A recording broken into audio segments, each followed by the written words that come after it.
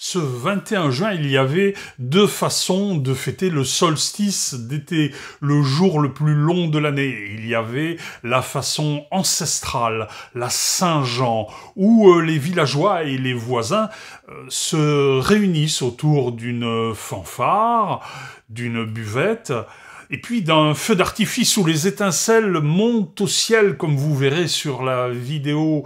Et ensuite, ils allument tous ensemble un feu gigantesque.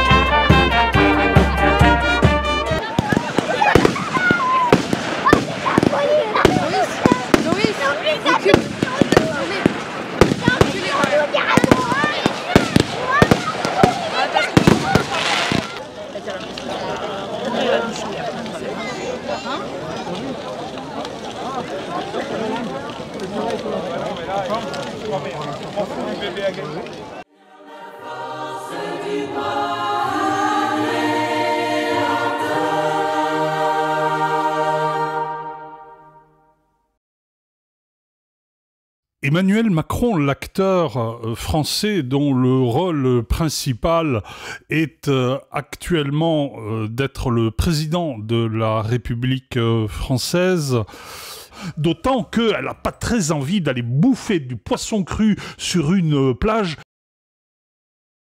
Mais voilà, la directrice de casting, l'impresario, en veut encore plus, et c'est bien normal. Elle envisage un rôle du genre Manu Cortez, ou un truc du genre Troy Macron, capitaine Troy Macron. Un marin avec des très gros bras, et sa compagne toute menue, tous les deux amoureux l'un de l'autre, comme elle-même avec son mari.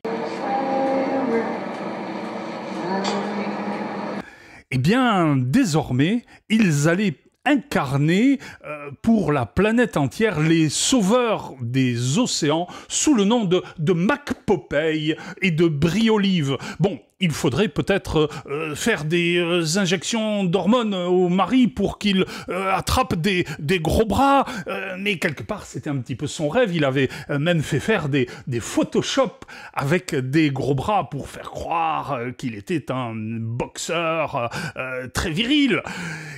C'est curieux chez les marins, ce besoin de faire des phrases. La réplique de Francis Blanche, écrite par Michel Audiard, résume parfaitement le fond de ma pensée, à savoir que Macron est un théâtreux, un hableur. Ce qui se passe en toile de fond,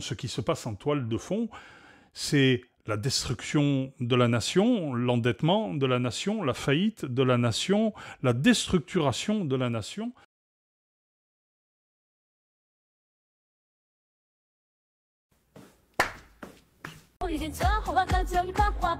En allant voir ma vidéo complète, vous allez comprendre pourquoi l'administration française use d'autant de zèle pour mettre en place un contrôle technique moto qui n'a ni queue ni tête.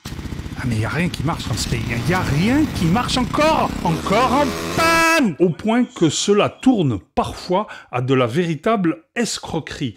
En effet, certains vérificateurs en arrivent à inventer des marques de motos puisqu'ils n'y connaissent rien et rendre des contrôles techniques vierges là où les machines ne devraient même pas être autorisé à être poussé à la main dans la rue.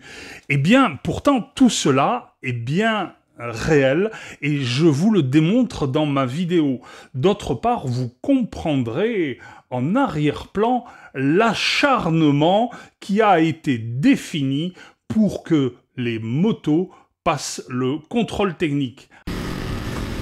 Aïe, aïe, aïe, aïe, aïe, aïe, je vais encore me planter, merde! Allez, abonnez-vous et allez voir ma vidéo complète, vous ne serez pas déçus.